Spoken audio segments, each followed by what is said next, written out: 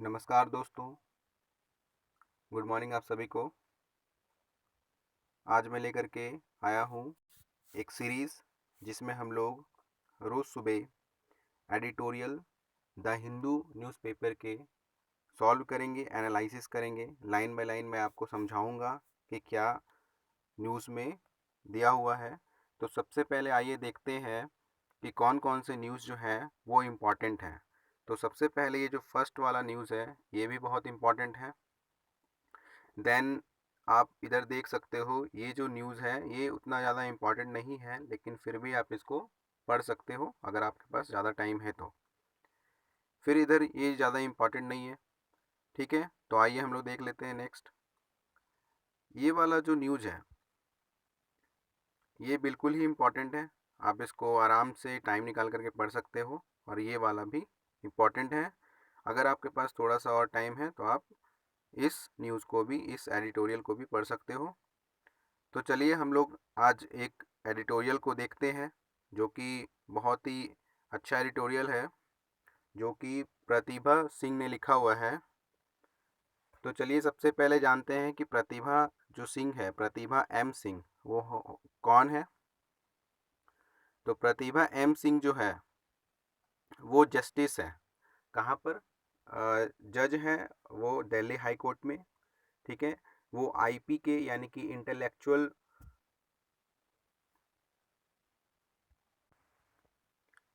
Intellectual property right policy के वो think tank member हैं, ठीक है। तो चलिए हम लोग इसको स्टार्ट करते हैं कि ये जो आज का एडिटोरियल है, जो बहुत ही इम्पोर्टेंट एडिटोरियल है, इसमें क्या लिखा हुआ है, किन चीज़ों के बारे में हम लोगों को देखने को मिलेगा इनमें। तो चलिए सबसे पहले हम लोग जो हार्ड वर्ड्स हैं उनको देख लेते हैं। तो सबसे पहले हार्ड वर्ड्स हैं एनविल। तो आप कॉपी और पेन लेकर के तैयार हो जाइए, और हो सके तो आप कॉपी में नोट करते जाइए, ताकि आप जब इसको एक्सप्लेन रूप में पढ़िएगा तो आपको अच्छे से समझ में आ जाएगा। तो पहला जो वर्ड है वो एनविल। एनविल का मतलब होता है कोई भी छोटा सा, यानी कि अनहैवी ब्लॉक ऑफ आयरन और steel on which not metals are shaped by hammering, ठीक है। इसका एक और उदाहरण होता है कान के अंदर की बहुत सी छोटी हड्डी। तो हम लोग इस एडिटोरियल में इसको कैसे हम लोग रिलेट करेंगे, तो हम लोग इसमें देखेंगे कि बहुत छोटी सी, कोई भी काम को करने के लिए बहुत छोटे एफर्ट को अपनाना, ठीक है। तो चलिए आगे एक और है, लिखा हुआ है प्रोक्रेस्टिनेशन। प्रोक्रेस्टिनेशन इसका मतलब होता है टाल मटोल करना, ठीक है। आगे है डिसरप्टिव। तो डिसरप्टिव में यहाँ पर मीनिंग ये निकलता है कि prevent something from operating in a normal way. जैसा कि हम लोग अभी देख रहे हैं कि हमारे कंट्री में जो पेंडेमिक आया हुआ है, तो हम लोग नॉर्मल वे में इसको देख रहे हैं, और भी अदर कंट्रीज़ में नॉर्मल वे में देखा गया शुरुआत में, जैसे कि अमेरिका आप देख सकते हो। तो वहाँ पर क्या हुआ कि नॉर्मल वे में देखा गया, तो आज वहाँ पर प्रॉब्लम क्रिएशन हो गया है। तो इंडिया में अब देखिए क्या होता है। तो इंडिया के बारे में यहाँ पर कुछ सॉल्यूशन दे रही हैं मिसेस प्रतिभा एम सिंह, ठीक है। आगे एक और वर्ड है कंसेंसस। तो इसका मतलब होता है मेल, ठीक है, कोई भी चीज़ का मेल। फिर आगे लिखा हुआ है एक और वर्ड है इम्पेडिमेंट। इम्पेडिमेंट का मतलब होता है बाधा, यानी कि रुकावट, ठीक है। तो चलिए हम लोग स्टार्ट करते हैं। तो इसमें जैसे जैसे लेखक ने बताया है, लेखिका ने बताया है, वैसे वैसे मैं आपको अच्छे से बताते हुए जाऊंगा। जो वर्ड्स है उनको एनालाइज करके मैं आपको अच्छे से बताऊंगा, ठीक है। तो चलिए स्टार्ट करते हैं। तो पेटेंट पूल क्या होता है पहले ये समझ लेते हैं, ठीक है। तो मैं इंग्लिश में पहले बता देता हूँ, फिर हिंदी में भी बता दूंगा। Patent, in a patent law, a patent pool is a consortium of at least two companies agreeing to cross license patents relating to a particular technology। चलिए हिंदी में देख लेते हैं इसका मतलब क्या होता है। तो पेटेंट पूल कम से कम दो कंपनियों का एक संबंध होता है जो किसी विशेष तकनीक से संबंधित लाइसेंस पेटेंट को पार करने के लिए योगदान कर रहे हैं, ठीक है। तो चलिए आइए स्टार्ट करते हैं। तो लेखिका सबसे साल अप्रैल 26 को वर्ल्ड इंटेलेक्चुअल प्रॉपर्टी डे मनाते हैं। बट ये ईयर सेलिब्रेशन के लिए नहीं है, ये वर्ष डेडिकेशन एंड रिफ्लेक्शन के लिए है। ये क्राइसिस ने एक अपॉर्चुनिटी दी है, एक इंटेलेक्चुअल प्रॉपर्टी का रोल क्या होना चाहिए हेल्थ क्राइसिस में। ठीक है, चलिए आगे क्या बताती है। यहाँ राइटर ने और आगे ये बताया है कि पेटेंट राइट को बनाना कॉमन पीपल के लिए बहुत ही अच्छा है, लेकिन कोविड-19 जैसे पेंडेमिक हो तो पेटेंट को सार्वजनिक करना चाहिए, क्योंकि वैक्सीन ह्यूमन लाइफ के लिए बहुत ज़रूरी है।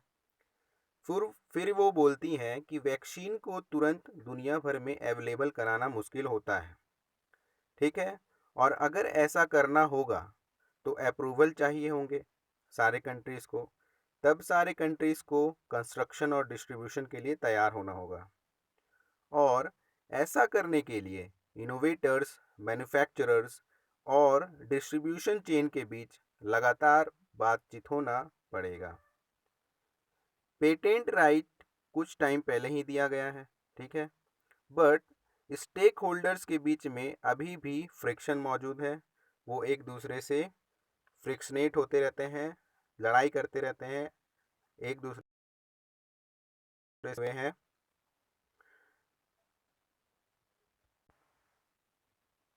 जहाँ एक तरफ बहुत सारे ऐसी कंट्रीज है जो इस वैक्सीन के लिए एक्सक्लूसिव राइट चाहते हैं, जबकि दूस बहुत सारे कोलैबोरेशंस भी हो रहे हैं, बट वो भी नाम मात्र के लिए ही है। Questions that arises is exclusivity, जो पेटेंट राइट प्रोवाइड कराते हैं वो सोसाइटी के लिए क्या बहुत ही अच्छे हैं। पेटेंट राइट, अब आपको बताना है ये क्वेश्चन का आंसर आप कमेंट कर सकते हो। अगर आप इस एडिटोरियल को ढंग से समझते हो तो आप इस क्वेश्चन का आंसर दे सकते हो, और ये आपके एग्ज़ाम के लिए भी बहुत ज़्यादा ज़रूरी होगा कि इस क्वेश्चन का आंसर आप दे सको कि पेटेंट्स जो हैं वो सोसाइटी के लिए रोड ब्लॉक्स हैं या तो सॉल्यूशन है। ठीक है, आप जल्दी से इसका सॉल्यूशन जो है वो दीजिएगा। सॉल्यूशन है कि रोड ब्लॉक्स है पेटेंट। ठीक है, आप इसका आंसर दे सकते हो कमेंट में, और अगर वीडियो अच्छा लग रहा है तो आप शेयर भी कर दें। ठीक है, चलिए आगे देखते हैं कि जो हमारी लेखिका हैं वो आगे क्या कहती हैं कि पेंडेमिक डिसरप्टिव सॉल्यूशन चाहिए। पेंडेमिक को डिसरप्टिव सॉल्यूशन चाहिए, यानी कि तुरंत सॉल्यूशन चाहिए। गवर्नमेंट एंड इंटरनेशनल ऑर्गेनाइजेशन को एक साथ मिलकर काम करना चाहिए। ठीक है, अगर ऐसा नहीं होगा तो क्या होगा, देखिए लेखिका फिर कहती है कि अगर ऐसा नहीं होगा तो countries cooperation and international organisation divide हो जाएंगे। बहुत ही सही कहा इन्होंने।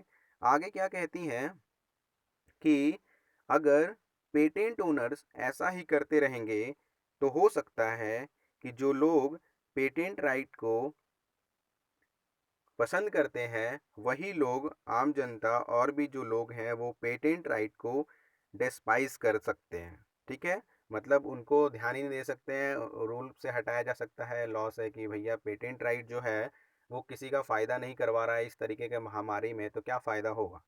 ठीक है, चलिए, लेकिन ये जो पेटेंट राइट को डिस्पाइज अगर कर दिया गया तो ये ट्रिप्स, सॉरी अगर आपको थोड़ा सा प्रोनाउंसिएशन अलग हो गया हो तो इसको ट्रिप्स बोलते हैं, जिसका मतलब होता है trade related aspect of intellectual property right. इसके लिए ये बिल्कुल भी अच्छा नहीं होगा। एक पेटेंट पूल बनाना होगा। ठीक है, ये लेखिका अब बता रही है, मेन मुद्दा यही है इस एडिटोरियल का कि हम लोगों को पेटेंट पूल बनाना होगा। इसके पहले लेखिका ने ये बताया कि क्या क्या कठिनाइयाँ हो रही हैं हमारे कंट्रीज़ में और इसका सॉल्यूशन क्या क्या हो सकता है। तो लेखिका बताती है कि एक पेटेंट पूल बनाना होगा। यह आमतौर पर एग्रीगेटिंग एडमिनिस्टरिंग टेक्नोलॉजी में इस्तेमाल होता है। इन्हें सेंट्रल एजेंसी मैनेज करती है। ठीक है, इन्हें सेंट्रल एजेंसी मैनेज करती है।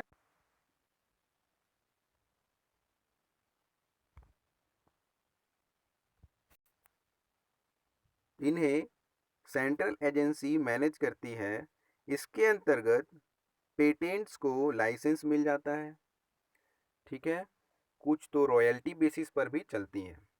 अगर ऐसा होता है तो जिसे भी लाइसेंस लेना हो वो पूल के पास आएगा और वो टर्म्स को एग्री करेगा, टर्म्स एंड कंडीशन को मानेगा और प्रोडक्शन करेगा और फिर सेल कर सकता है। तो ये बहुत ही अच्छा विचार है लेखिका का।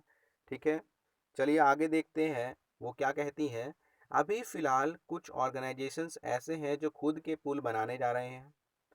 कोविड-19 जैसे महामारी के समय वर्ल्ड पुल बनाना बहुत ही अच्छा होगा। यह एक ऑर्गेनाइजेशन द्वारा मैनेज किया जा सकता है, जो विश्वासी ऑर्गेनाइजेशन होना चाहिए। सभी देशों को पेटेंट ओनर से परमिशन के बिना इन इनोवेशन को लागू करने का अधिकार होना चाहिए। ये नहीं कि सिर्फ जा जा करके हम लोग परमिशन लेते रह रहे हैं और इधर महामारी के चलते बहुत से लोगों की जानें जा रही हैं। ठीक है ना, परमिशन लेने में बहुत ज़्यादा यहाँ पर टाल मटोल होते रहता है। इसलिए लेखिका ने बहुत ही सही बताया है कि परमिशन लिए बिना ही इनोवेशन को लागू करने का अधिकार होना चाहिए। जो पैसे अभी राजस्व में है, ठीक है, जो पैसे अभी सरकार के पास है इस महामारी के लिए, उनका इस्तेमाल इन सब में किया जा सकता है। अगर ये सब जल्दी किया गया तो बहुत सारे मैन्युफैक्चरर्स हैं जो इसे क्विकली अवेलेबल करवा सकते हैं इस महामारी के दौरान में। अगर इससे कुछ रॉयल्टी मिलता है तो रॉयल्टी के कुछ पार्ट को पेटेंट ओनर और कुछ को फर्दर रिसर्च के लिए देना चाहिए। ठीक है, इस तरह के पूल को कंट्रीज, इंटरनेशनल ऑर्गेनाइजेशंस, कंपनीज और इनोवेटर्स का भी साथ चाहिए। सिर्फ हम लोग एक दो इसमें जो टर्म्स है उनका साथ नहीं चाहिए, सारे लोगों का साथ चाहिए, जिससे वर्ल्ड इस महामारी से बाहर आ सकता है। लास्ट में लेखिका ने ये कॉन्साइज किया है, ये बताया है कि हमें protect public health and promote access to medicine की ज़रूरत है।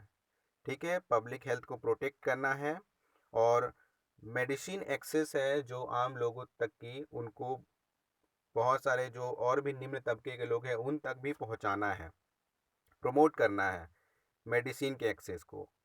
लास्ट में लेखिका ने ये कहा है कि हमें पीपीपी यानी पब्लिक प्राइवेट पार्टनरशिप को स्केल्ड अप करने की ज़रूरत है और इसे बदलकर PPP pandemic patent pool global level पर बनाना होगा।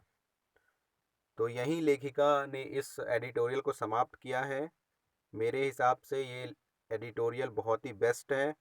अभी के समय में ये एडिटोरियल के समान कोई दूसरा एडिटोरियल नहीं है। तो आप यहाँ पर देख सकते हो प्रतिभा के बारे में कुछ दिया हुआ है कि वो जज है दिल्ली हाई कोर्ट में, मैंने पहले ही बताया है आपको।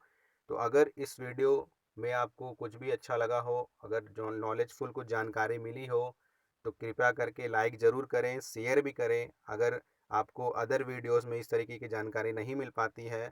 ठीक है, और मैं ये आपको बताना चाहता हूँ कि इस वीडियो में आपको सिर्फ काम की चीज़ें ही मिलेंगी, फालतू का कोई भी बकवास नहीं मिलेगा। ठीक है, अगर वीडियो अच्छा लगा हो तो सब्सक्राइब भी करते जाइएगा। चलिए मिलते हैं नेक्स्ट वीडियो में। Thank you.